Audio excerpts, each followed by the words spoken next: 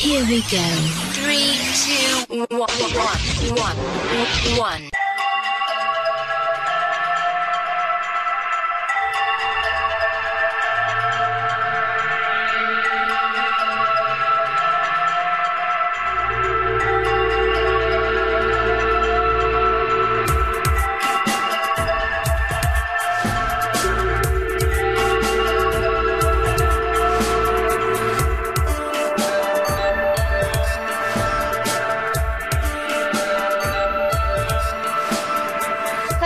And welcome back. And tonight on the Paranormal UK Radio Network we have the Crypto Realm again. My name's Deborah Hatswell, and I have with me tonight a wonderful gentleman who's become a friend of mine over the past 12 months.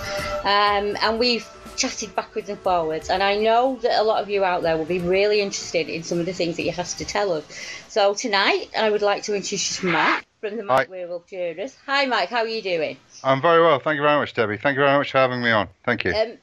Could you give me obviously I know about you, but there are lots of viewers out there that won't know the mystery Mike and who's behind him. So if you could fill us in a little bit on that. Yeah, I'm 53, work as a security shift supervisor. I was in the army for 8.5 years, sort of late 80s, early 90s. Before that, I lived in Israel 2.5 years on and off. I kind of got into the hobby or research, cryptid research, really, about just over 2.5 years ago. And when I was doing night shifts, we have to walk around the building and do checks. And I wanted something to listen to, and I came across Dogman Encounters. I was hooked. Mm-hmm. And obviously then I started expanding my online research, and obviously came, the devil dogs, hellhounds, the shook. Yeah. And, I came across a lady from Yorkshire, then I came across you, and I thought, right, okay, I'll go out and go and have a look around in the woods, because there's some woods north of Reading. I live in Reading. Just over the border in Oxfordshire, around Chasey Heath and Nooney Green, and obviously listening to yourself and everything, a few other cryptid researchers, obviously the Wild Man, and I used to drive along this road, and I saw what I would term, or you may call, a tree sign. Yeah. So I went up there, and this was late December 2016, and it was a thick, foggy day. And just walking around, and there's where I'd stopped. There's a pub, and there's an open field, and there's a wood. And out the corner of my eye, there was something that was about 2 foot bigger than me, stood in the field in the thick fog. And I turned round, and I managed to glimpse the side of the head and the part of a shoulder, and it turned back into the fog. And I kind of went, oh, right, okay, what was that? Yeah. And that was my first experience. But what really got me set on more extensive research in that area, there was a postman. And he was doing the morning deliveries, and over a period of weeks, I was telling him what I was doing. And he goes, yeah, I was down Dead Man's Lane. Wonderful name. Yeah, seriously, yeah, I know. And he was explaining how he saw this massive 8-foot furry figure walking through the undergrowth like it just wasn't there. It was just churning its way through. And on the works computer, hopefully the boss man's not listening, but I had the logo for Dogman Encounters. Yeah. Where you get that blacked out figure and the red eyes. Yes. And the postman turned around and he went, "That's what I saw." And I went, "You're kidding." And he said, "No, that is exactly what I saw." And I was like, right. So come February last year, February the 12th, which was a Sunday, I had my first multiple encounter. Yeah. I'd had a previous one, and which I'll talk about after this, but this was the one that had me rooted to the spot in absolute fear. And I'd parked up on Dead Man's Lane, and there's a steel gate, and I got out and I just walked round it because there's a little gap, and one just came out of the undergrowth right in front of me, and I never saw it. And it was on all fours, and it was low to the ground, and it kind of went right in front of me, and then it went up on two legs, almost in one motion, turned to the left, went behind two trees and into the woods. And there was one to my left chasing a pheasant. Oh, wow. And he caught it, and I distinctly heard the crunching of bone. Mm-hmm. And across the road behind me, there's another section of the wood, and I heard the loudest bark. Wow. It wasn't a fox or anything like it. It just loud. And if you go on the North American Dogman Project, where they got the 3 recordings. Yes. Right. You click on the first one, top left, you get a howl, and then you get like a couple of barks. Yeah. And exactly like that. Wow. No question, exactly like that. And that was behind me. And that kind of shook me out of my... Was you frozen? Did you feel frozen in place kind of Yeah, thing? yeah. I was just like, holy hell, because I mean, it would have had me. I mean, there's nothing you can do. Exactly, yeah. So I got back in the car, and I sort of gathered myself for about 10 minutes, and I thought, right, put my big boy pants on again, ran outside, took some pictures, got back in the car, and I thought I'd call it a day. When I got back, I downloaded them onto my PC, and on some of them, I noticed this little black blob in 3 of them that was getting closer and closer. So the one that had got up on 2 legs and turned away back into the wood had basically double backed, and then had been watching me. Yes, yeah, I understand. Yeah.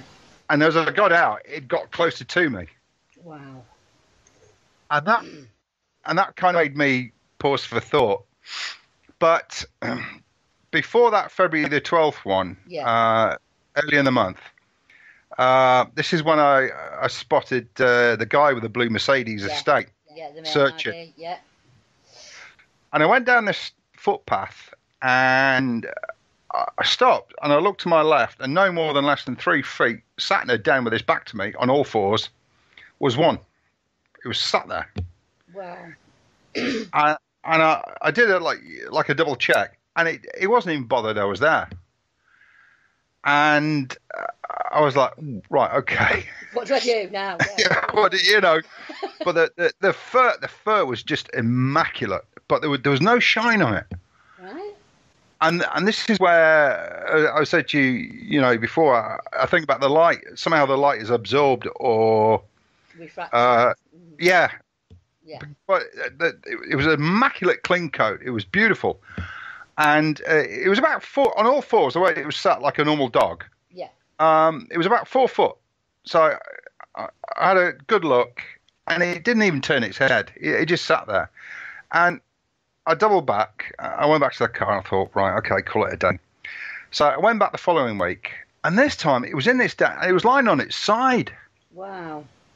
And this time it heard me coming, and it did like a lazy shuffle using its legs, trying to shovel itself around the side of the tree. So I was out of line of sight. But I was like, okay.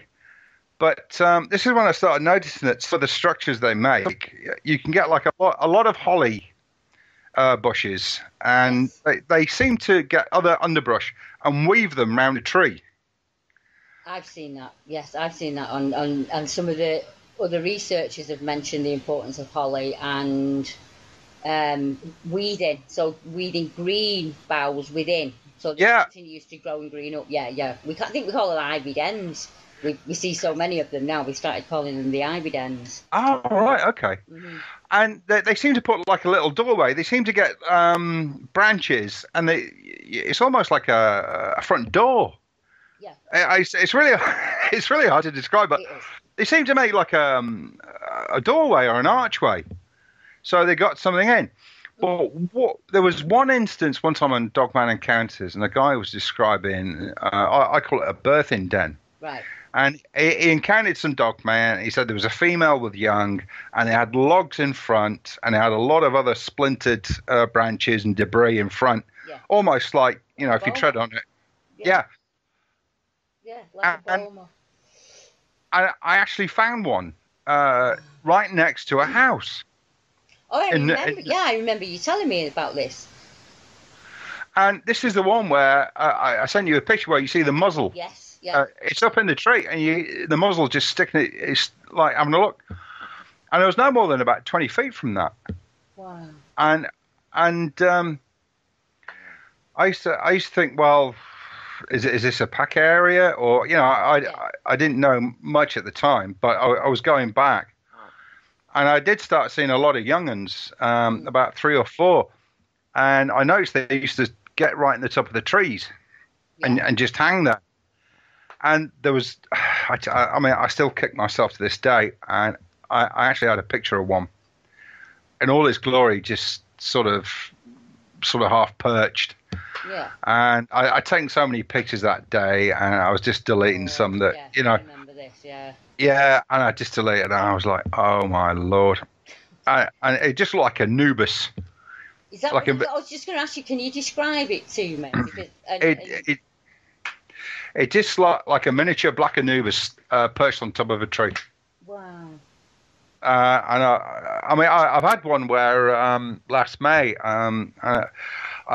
get the feeling of, oh, I know you're around, but I can't see it. And I turn around, and its head and shoulders and head were just peering above a tree trunk, a tree on the ground. And there was that moment of like, it sort of head turned left and right, and I kind of got the feeling like it was like, what do I do now? Yeah, exactly. Yeah, fight or flight. What's my choices? And it dug down, and I went after it. Wow. And the thing was, I was treating it like you do with a young dog, like, come here, boy. Yeah. Yes, but, yeah. But it's not, because these things have got massive intelligence. Well, yeah. I think we all start out thinking that they're animals, don't we?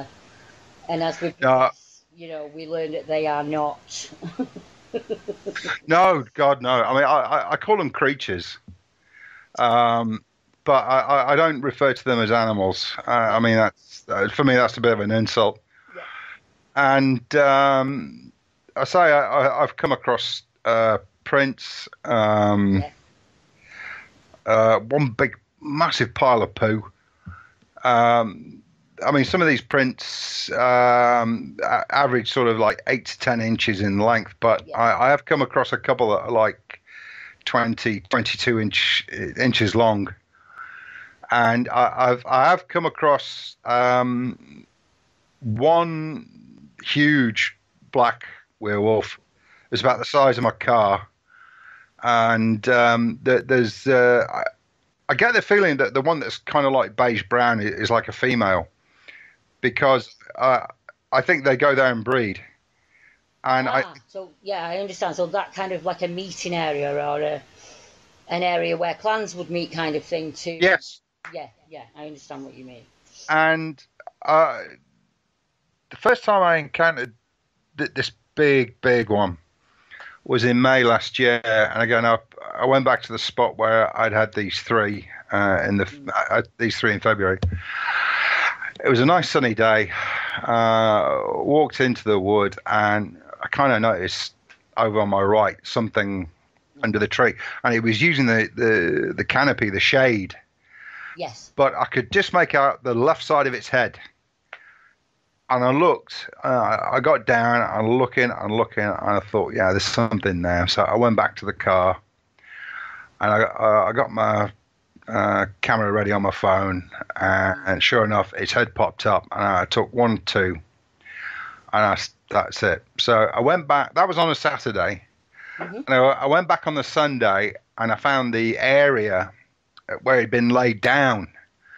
Right. And I measured it, and it was more or less the same size as my car. And like I say, I drive this 5-door Skoda Octavia. Yeah. So that was quite a big beastie. And I've seemed to have encountered maybe 2-3 adults. but most of the time it's sort of like adolescent, juvenile werewolves. So I think it's like a breeding ground as well as an area where they're raised, and they train them somehow to hunt. And some of the recent pictures I've sent you, that is a juvenile. And there was one recently where I think I got both parents, but I mean they're so far in the back. You could probably make out like a black cat-like shape. But if anybody wants to view these images, they are actually on. If you go to my YouTube channel and you look on the playlist for Mike's Werewolf Journals, all of the images that Mike sends in will actually run through the video, so you can actually see them. If you start, the first video on there is Mike himself, and the second starts at the journal. So for anybody who wants to see the images, just pop over there later and have a look, and then you'll be able to understand what me and Mike are talking about. But you've had some crackers. You had one from the car, didn't you? Do you remember the first one you ever sent me? Yeah. That's the one I was saying about on the Saturday, and it was there, and it just kind of stuck its head up, and I went click click. And I went back on the Sunday. I measured it, and it was saying find something in the British woodland that's about the size of your car. There is nothing, is there? There is nothing out there that's big. Even if we accounted British big cats that we know are out there. Oh yeah. People are not mistaking cats for these creatures, beings. I can attest to the amount of accounts that come in of canid type creatures seen moving from one side of a wood to the other, using it, across the path as you described earlier. I've had them where they've said that they slunk across the path, and when I asked them what they meant by slunk, he said it kind of used its hands to pull itself, so that it didn't have to reveal its position to get across the road in front of them. So you've been shadowed, haven't you, on a number of occasions when you've been out? Oh yeah, I mean I've had I only realised that it was there when I was looking through the pictures, and it was the beige sort of brownish one, and it was looking in between two trees right at me, and it kind of had a bit of not you again type look. Yeah, I know it's. To me, it felt like, oh no, it's you again. And sometimes, I feel like I'm being tolerated. Yeah. And a couple of times, I felt the absolute sheer hatred for us. Yeah, exactly. I think we were chatting about that earlier, weren't we? Yeah. Sometimes what we project, I think that the way you project yourself when you're out there, you're seen as kind of non-threatening, like more of a curiosity kind of thing. Yeah. And I mean, I can only attest from the Bigfoot researchers, but they will say a similar thing. Sometimes it feels like you've just walked into somebody's home and you really have just put your foot in it, and you need to remove yourself from that area as quickly as possible. And other times it will feel like you're almost a nuisance, as if, oh, here we go again, I've had that feeling on a number of occasions, and I'm sure there are people out there that are listening tonight that have had similar feelings and never thought to think along the cryptid line. They were think, oh, maybe it's a spirit or it's a ghost or something like that. Because I think people fall under the misapprehension that werewolves in the UK is a new phenomenon. And how far back have you traced them yourself? Well, there's a couple of accounts to two of them being used at the Battle of Finnsburg in about 450 AD. But the accepted interpretation is that there's some kind of berserker. Right. Like with the Vikings, they used to get themselves drugged up and wear an animal skin and just go crazy. But the word that they use is called Blayaka Skuka. Right. And skuka is later, or the root word for shook. Ah, right. I understand now. Shook is for anybody that doesn't know, there is a long history in the UK of the shook, or the devil dog, or the devil hound.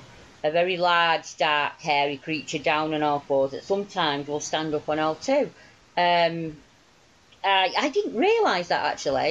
Me and you will have to chat about that a little bit more later on. Yeah. That's amazing.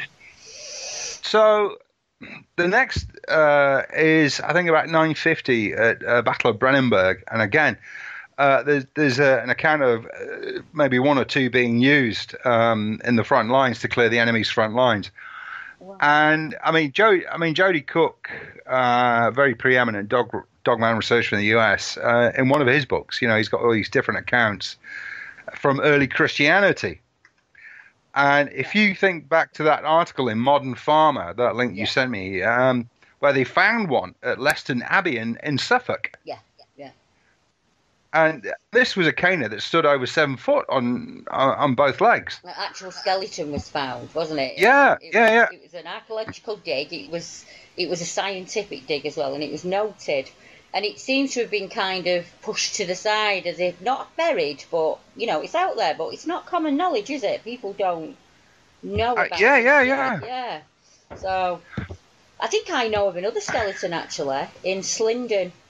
Really? Yeah, I'll have a chat with Sonny about it. There's a couple of lads.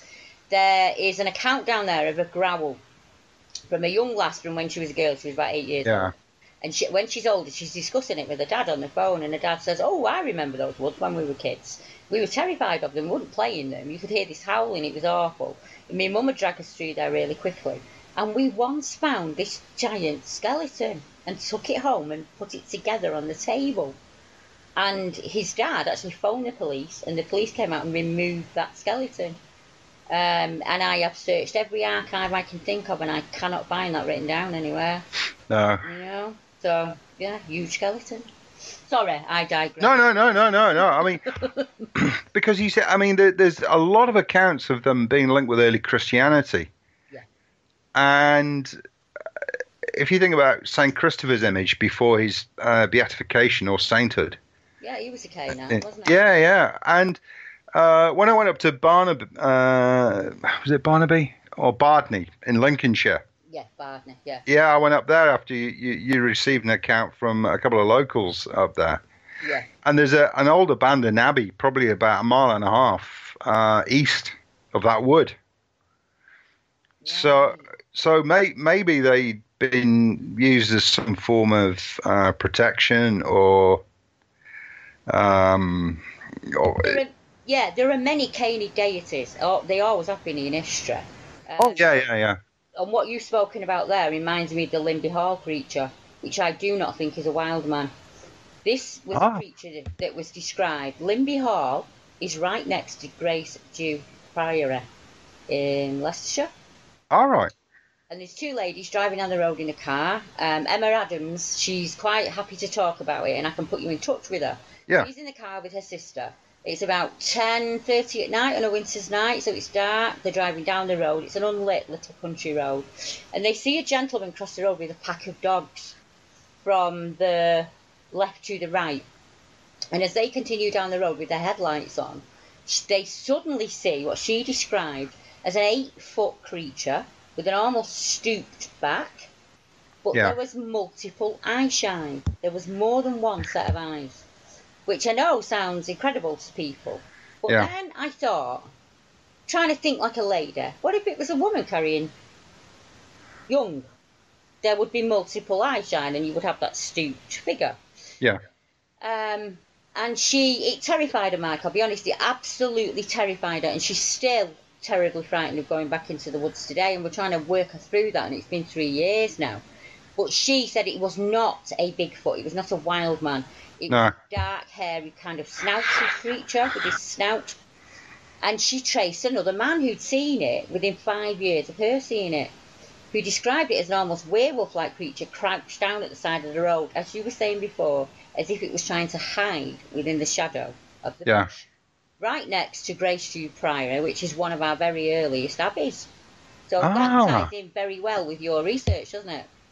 Yeah, absolutely. Yeah, it's... there seems to be a sort of connect between, let's say, early Christianity and werewolves. And then sort of around about 10th, 11th century, everything just seems to go into the realm of myth and legend. I don't know whether it's because the numbers dropped off or there was some sort of... You probably would have been killed at that time. If you had mentioned that you had a creature out there, you would have been burnt at the stake, I'm afraid. Many witches were burnt because they conversed with creatures within the wood. You know, I can't. I wish I could remember the name of the village, or I just came across it. There was a guy in the 1920s, an old guy, down in a village in Wiltshire, right? And the locals burnt him alive inside his house. Oh wow! Because they reckon he was in some sort of relationship with a black canid that he used to meet on top of a hill, and their crops failed one year, and they were convinced he was a warlock. And this is like 1923, 25 period. And one night they just burnt his house down with him in it. Wow! See, that takes me to Meehan Hill. There's a place called Meehan Hill where there are a lot of accounts, and in the 40s there was. You might remember it. It was called. Not that you're that old. I mean, you might remember it because you're like me and you like to research. Yeah. It was called the Witchcraft Murders. And it was a gentleman who saw a black shuck on the road. And he reported this.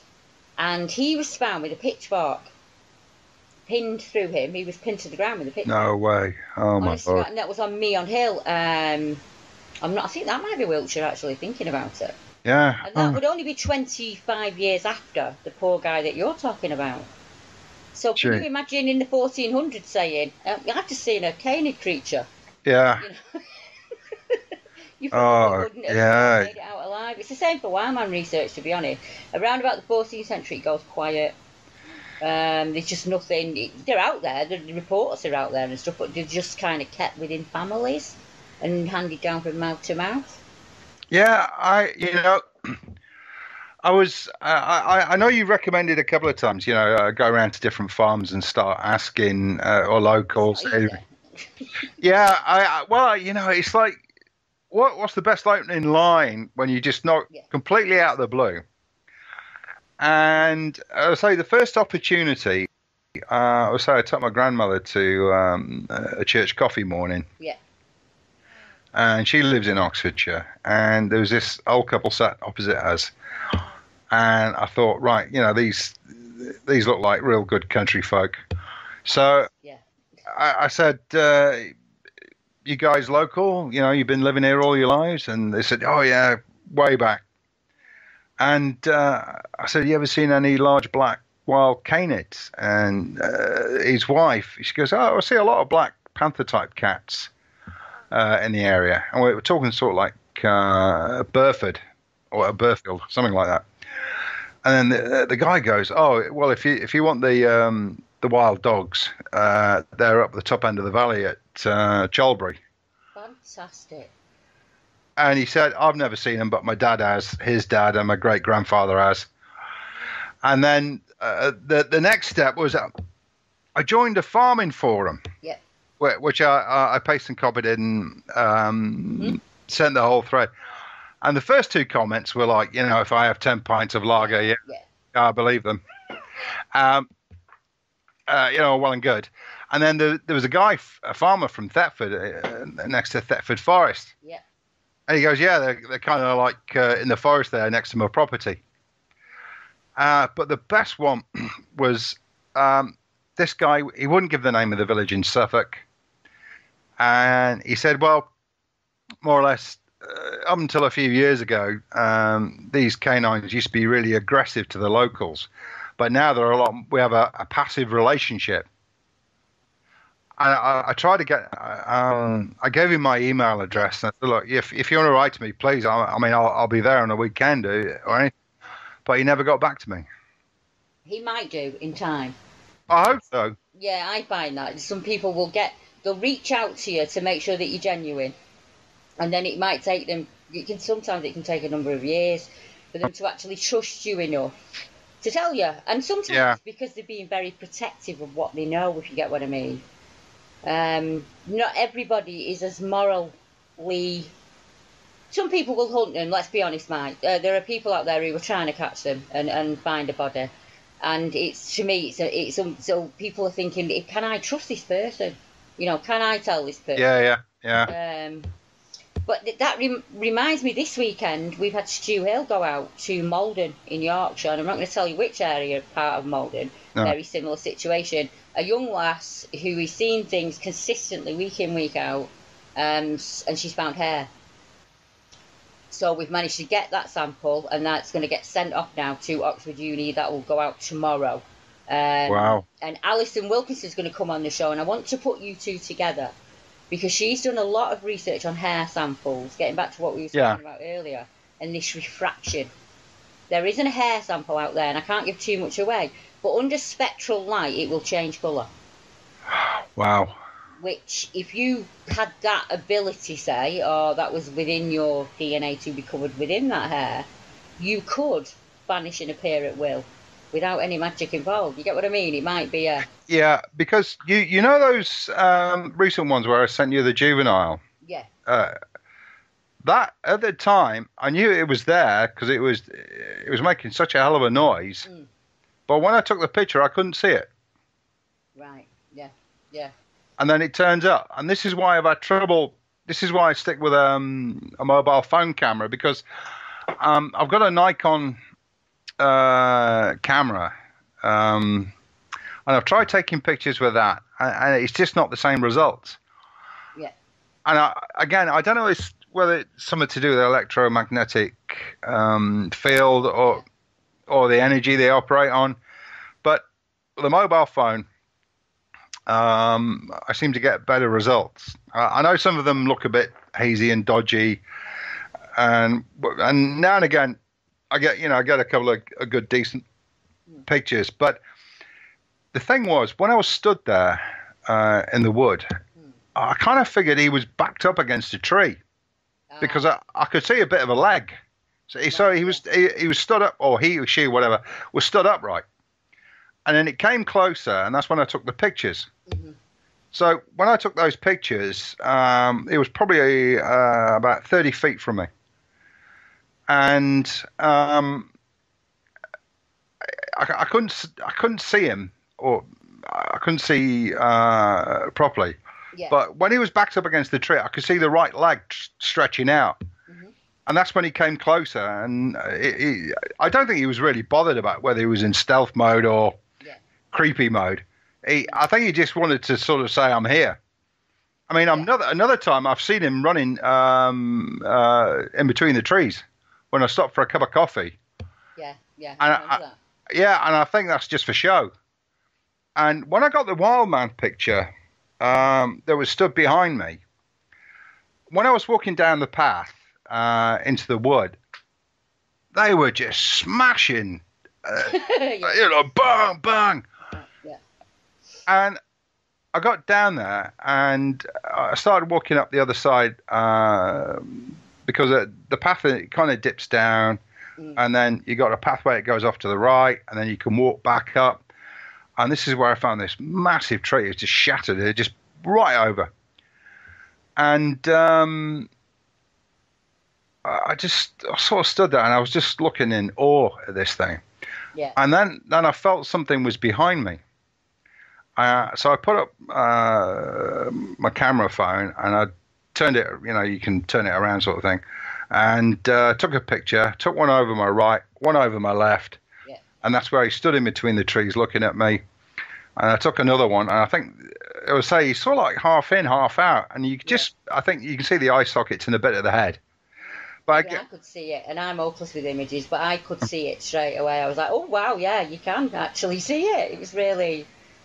It was just, you could see the shape kind of thing. Yeah. It was almost like energy that had formed a shape in one way, and then the other part was corporeal of flesh and blood. It was really, really good to see it, in all honesty. I was like, oh, wow. Actually somebody else has took a photo of what I've seen, because it's really hard to describe that quick running shape that you see that goes between the trees, isn't it? Yeah. And I mean, I've seen a couple of wild men last year up in Chasey, the woods round Chasey Heath. And early this year, when I went up to Nooney Woods, what I call Zone 2, right at the back, there was like some new... structure. Yeah, there was like a new couple of creatures had moved in, but I wasn't sure whether it was werewolf or wild man. And there was bedding. There was just all the fir trees, all the pine trees, all their branches are ripped off, and they were like trying to make bedding. Yeah, almost like a mat, almost. Yes, A mat. yeah. Yeah. And I was like, oh, I don't know, I wasn't too sure. Anyway, one morning, I was out and about, and again I stopped for coffee, and about 20 meters in front of me, there was like this dark shape knelt down on one knee, and it was looking at me, and I got my binos out, and I was trying to look, but I couldn't get a clear image, even through the binoculars. And I noticed another one standing just to the left of it, or its right, my left, and it was about 7-8 foot tall, and they were looking at me, and I thought, right, okay. So I just finished my cup of coffee, and then I gently got up and started walking towards the one that was knelt down, and he just got up and moved off. And I looked to the left, and the one that's been stood there, that was gone. And I obviously walked over to the area where they were. I couldn't find anything. I mean, God knows how they didn't leave any prints, but these creatures were there. Yeah. And then on the day when I got the picture of the one stood in between the trees looking at me, they were making a hell of a racket. I mean, they were crashing, they were like snapping branches, and so obviously I was just like, oh, right. I might get something. So by the time I got there, it was just deadly silent. It was just really quiet. And that's when I was looking at this tree that had been literally split, pushed over. Yeah, it's smashed. Yeah. And that's when I felt something was stood behind me. But I felt really safe. Right, yeah. But when I'm out with the werewolves, sometimes I feel a bit queasy. I mean, I will admit I do have to go to the loo about like 3 or 4 times before I actually leave the house, because my nerves are pretty on edge. I wouldn't have gone back after the first time it happened. I would still be in the house crying, and I know men that would be the same. So for me, the fact that you continue to go out is just astounding. I'd be scared to death, I'll be honest. And I've spent my nights in some very scary dark woods looking for big 8'8" creatures. I couldn't do what you do. Not a chance.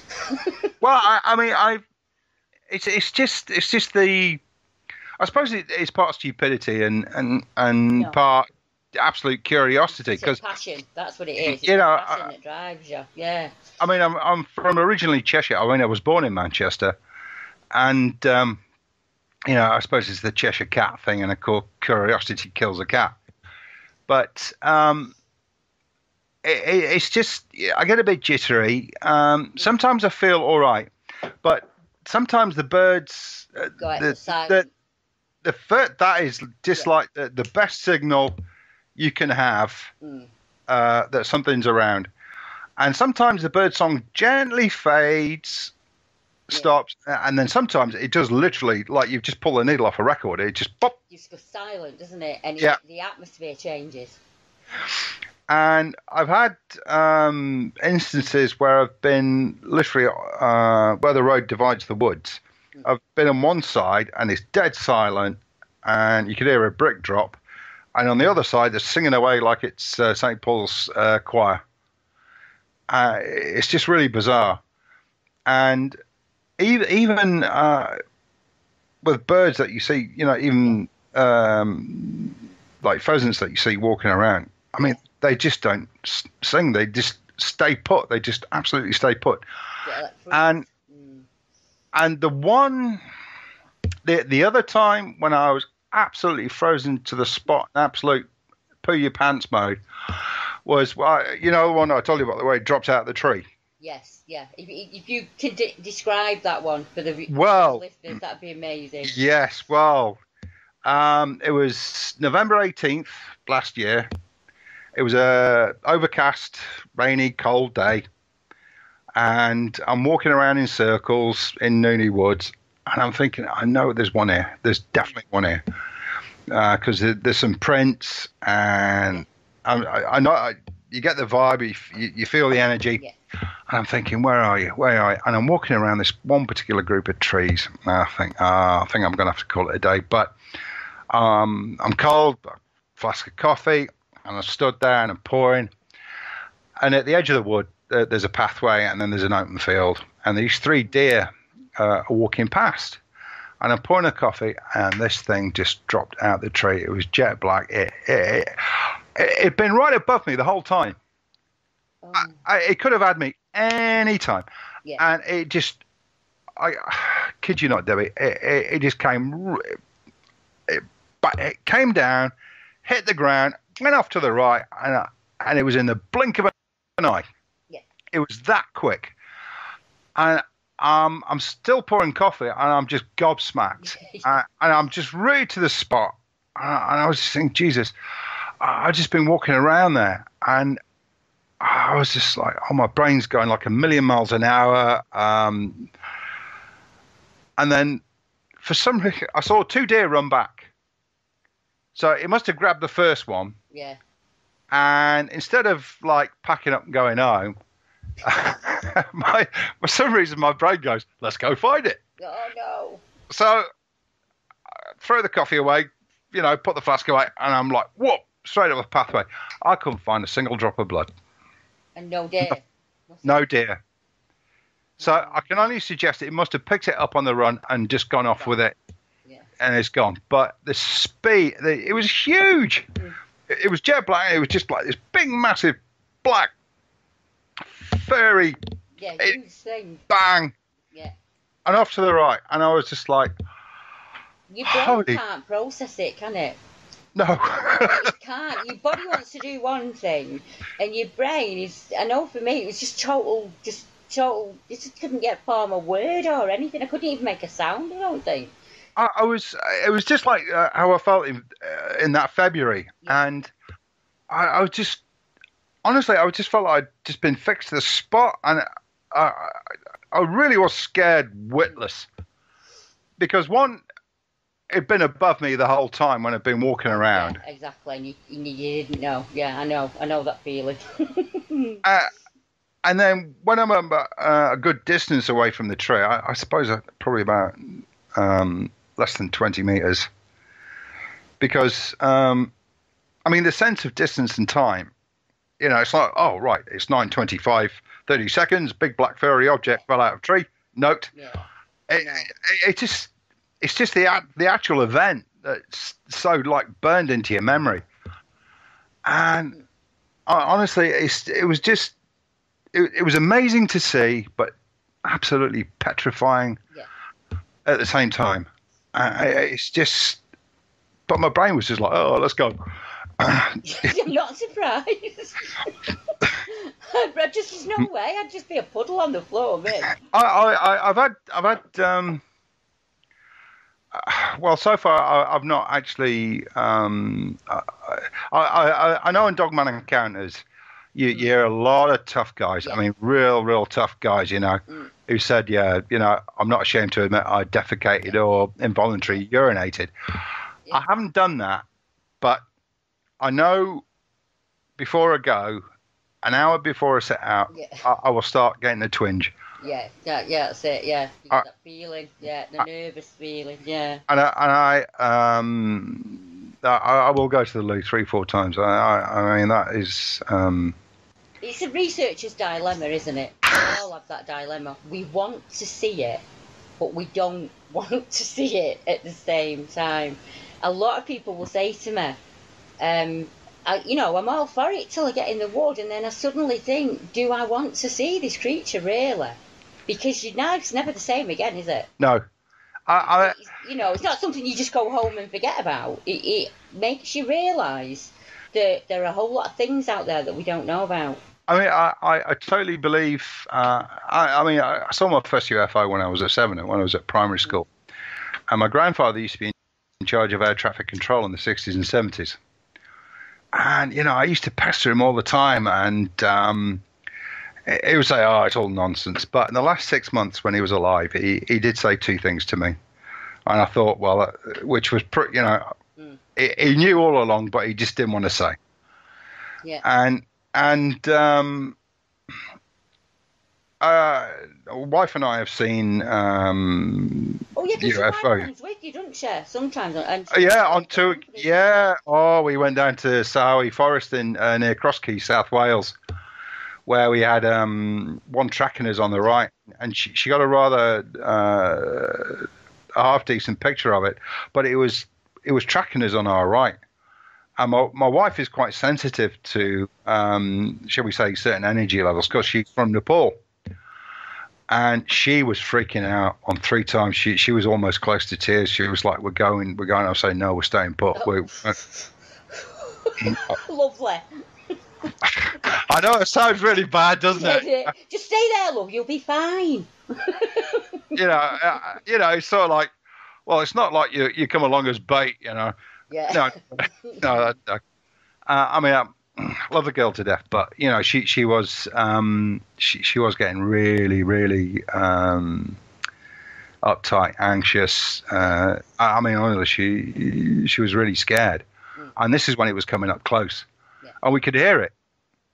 It made no bones about trying to hide. Yeah, I know. Trying to hide, yeah, shmum, bum, bum, and eventually we started walking out of the forest onto the forest road, and as we were walking around, she turned around and just suddenly took some pictures, and the picture is basically the part of the head and shoulders are stuck in between 2 trees, and he's making sure we go, and that was in February this year.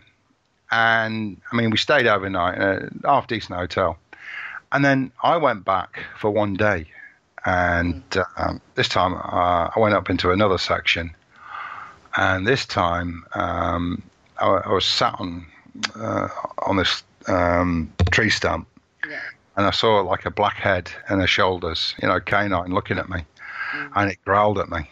Oh God! Which made me jump. So I was having coffee, a sausage roll, and a cheese and ham sandwich, and I said to it, "All right, mate, I'm going, but I'm going to leave a sausage roll and a cheese and ham sandwich as a peace offering. All right, mate." And that was it. I was off. Whether it had it or not, I don't know. But I would imagine it did. But this is how us Brits do it, isn't it? We go in, we have a brew. It happens, and then we leave a sandwich and we go. That's maybe why we don't get attacked so much, Yeah, but the first time I got growled at was actually when I was at work, and when you were on security. Yeah, and I was doing an extra night shift. One of the guys was on holiday, so I was doing some overtime. It was early hours Sunday morning, and I went back out for a smoke. And I heard this deep-throated growl. I'm looking around, and where the building is, it's right next to the rail station. There's a railway bridge. Railway line, yeah. And I'm looking, and it's very close. It's very distinctive, very loud, and it's right next to me on my right-hand side. And I was looking for a big dog. Yeah. And I kind of walked a few paces, and I turned to my right, and this time I got a second growl, and this time it has a certain more menacing emphasis to it. And that's when I thought, right, I'm going back in. And then the second time, like I say, when I was in Sahawi Forest, I think it probably did that just to let me know it was there. Yeah, just to move you away, I would imagine. Yeah, but this kind of brings up the subject of people being attacked in this country. Yeah, and yeah. Now, I'm sure I know there's a famous incident down in the 16th century in Cornwall where one broke into a church and slaughtered a few people. Yeah, the stone is still there to this day, isn't it? There's an actual stone that states the legend really outside of the church, isn't there? Even I know about that one from my wildman research. But I'm sure I've had had a lot. I've had a total of 11 contact situations with these things. When I mean contact, I mean in close proximity, less than 20 meters or more. Then they could have got you at any point. Oh, yeah. You want it'll be. I'm sure if it does happen, I know in a lot of the US shows they seem to really toy, or in a frenzied attack, it's very quick. It's over. You're dissected, eviscerated, and God knows what. Yeah. But if it happens, it's going to be quick. And I think in my own mind's eye, if I ever do, it's going to be over. I won't even see it coming. But as far as I know, I've never heard or met anyone or where someone's been attacked or bitten, because I'm sure you get bitten for these things. You're going to lose a limb.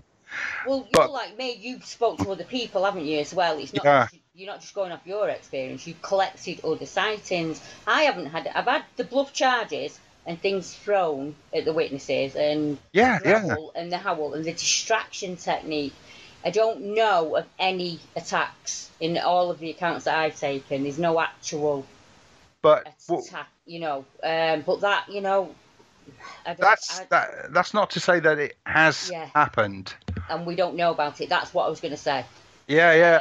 I am at fault sometimes for airy-fairying things up and saying, oh, there's been no attacks, you'll be fine. But as someone reminded me today, I am not the oracle. And there could be accounts out there that we just don't know about, that people haven't come forward with. So I'm basing my theory, really, on not enough evidence to be claiming that as a theory. So online now, I would like to take that back and say, up until now, from what we know, there have been no attacks, have there? Yeah. The more we ask and the more that we get out there, we'll find out. There was one thing when you were speaking then, you said you were from Manchester. Yeah. And obviously people know I'm from Manchester.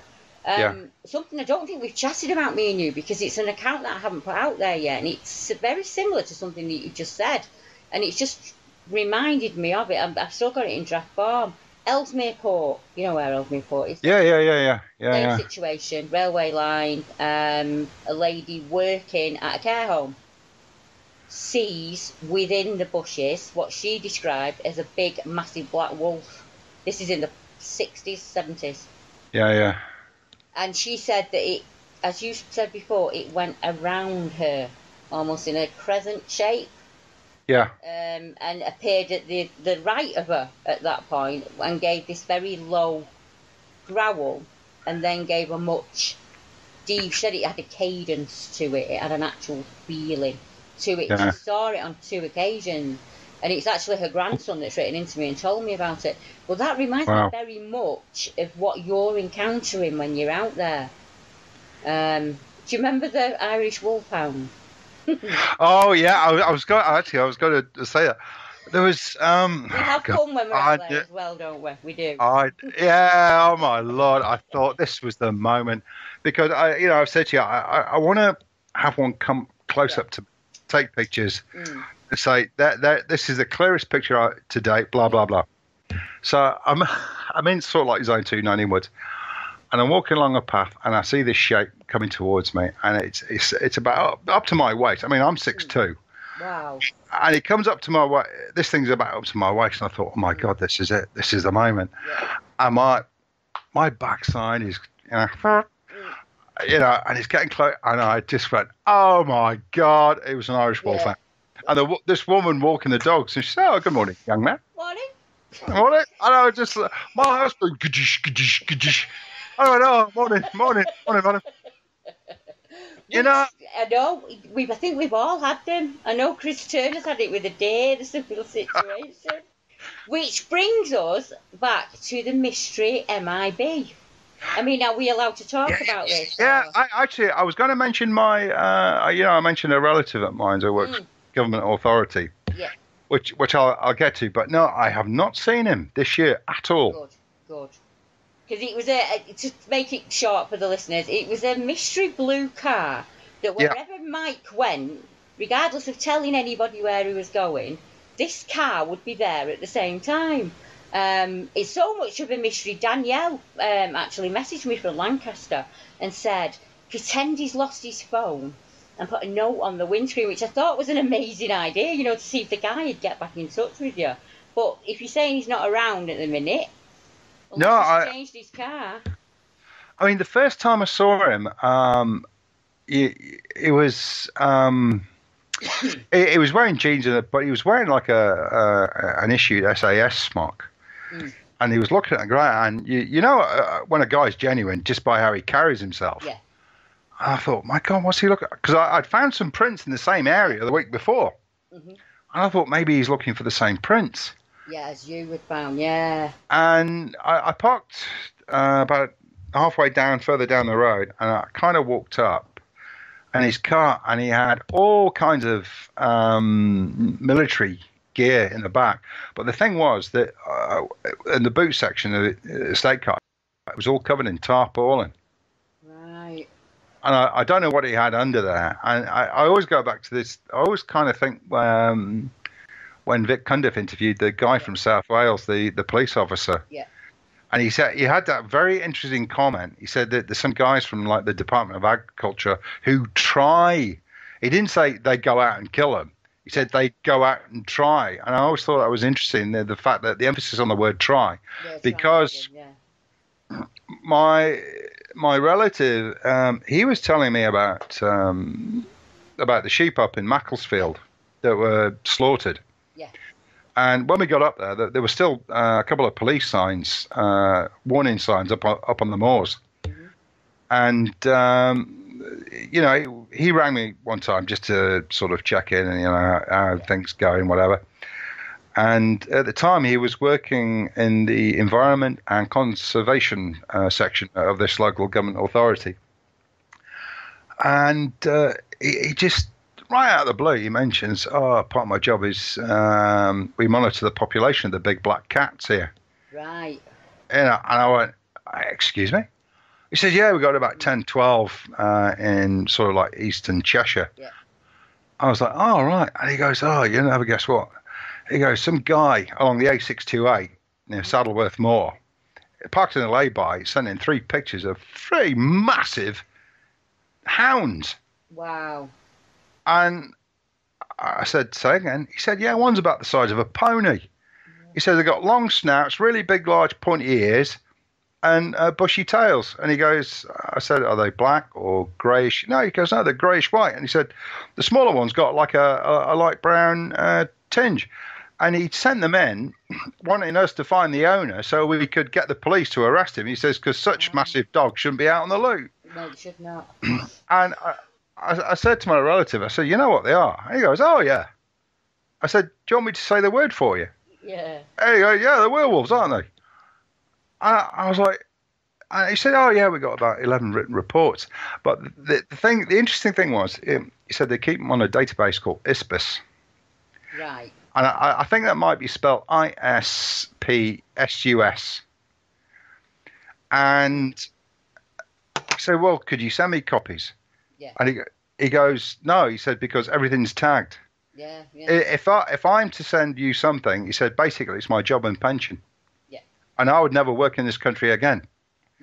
And I think it was it Chris? Turner. Yeah, he was relating to me about a friend of his in the lifeguards.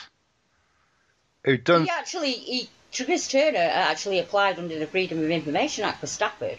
And we got a report back from the government that stated 12 werewolves had been reported in Stafford. I think it was in 2008. Actually reported to the police.